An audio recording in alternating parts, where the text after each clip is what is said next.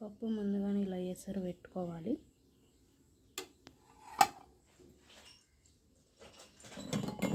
టమాటాలు కట్ చేసి పెట్టిన పప్పు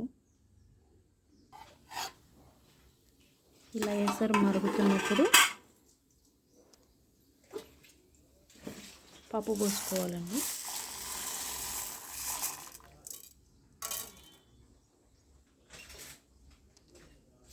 పప్పు ఉడకాలి.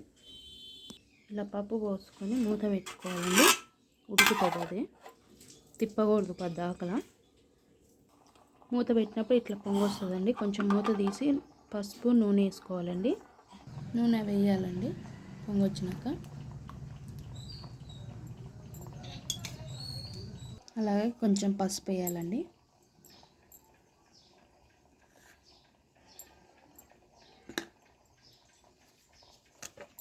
వేసినాక నూనె పసుపు వేసినాక మనం ఇంకా మూత కొంచెమే పెట్టాలండి. పొంగు వస్తుంది, అది ఉడుకుతుంది. పదాకలు తిప్పకూడదండి. మనం ఒక్కొక్కసారి చూసుకొని ఉడికిందా లేదని చూసుకోవాలండి.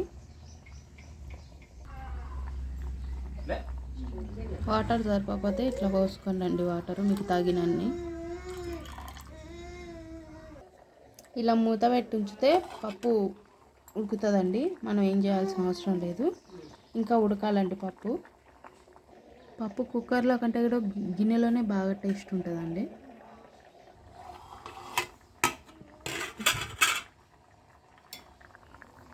పప్పు ఎలా ఉడికిందో చూద్దామండి.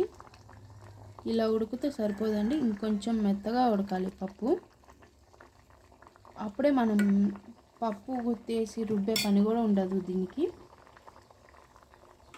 పప్పు ఉడికిందండి. టమాటాలు వేసాను, అంటే టమాటాలు ఎక్కువ వేసాను అందుకని కొన్ని ఉంచాను. కొన్ని నీళ్ళు వేసానండి తగినంత. టమాటాలు మన ఇష్టం, టమాటాలు ఎన్ని వేసుకోవాలో. ఆనియన్స్ పచ్చిమిరపకాయలు ఏమి వేయం మేము. మీకు నచ్చితే పచ్చిమిరపకాయలు వేసుకోండి. ఆనియన్ వేస్తేనంటే కూర పాడైపోతుందండి.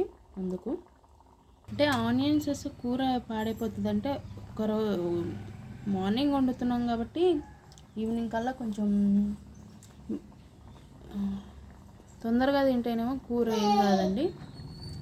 ఆనియన్స్ నచ్చితే వేసుకోండి, లేకపోతే లేదు. కాకపోతే ఆనియన్స్ పప్పులో వేస్తే మా ఫ్యామిలీకి నచ్చదు. ఓకేనండి. టమాటాలు వేసినాక కాసేపు ఉడకనియండి. టమాటాలు పప్పు ఇట్లా అయినాక కొంచెం టమాటాలు వేసి 5 నిమిషాలకి కొంచెం జీలకర్ర వేసుకోవాలండి. అట్లనే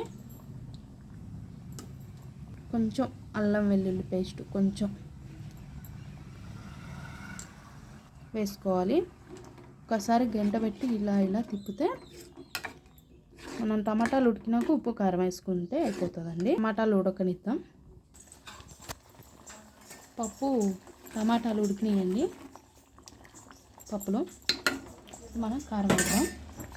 కారం మీ ఇష్టం ఉంది, తగినంత వేసుకొని మీరు ఎంత వేసుకుంటారో అంత.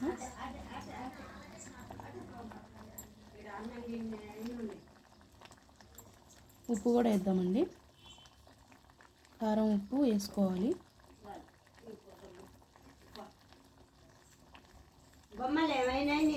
ఒక్కసారి తిప్పాలండి. కారం వాసన పోయిందాక పొయ్యి మీద ఉంచి ఆపేసి పోపును వేసుకోవాలండి.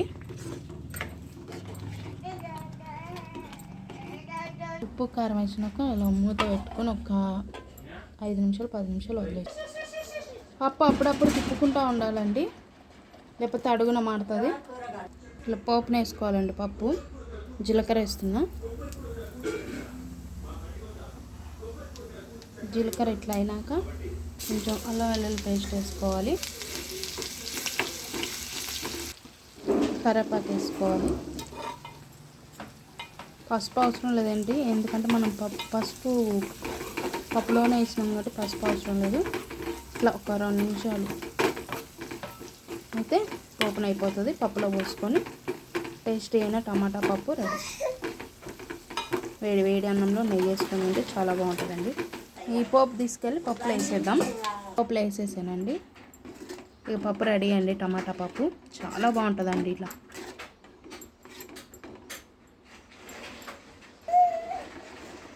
చూ పప్పు చాలా బాగుంటుందండి.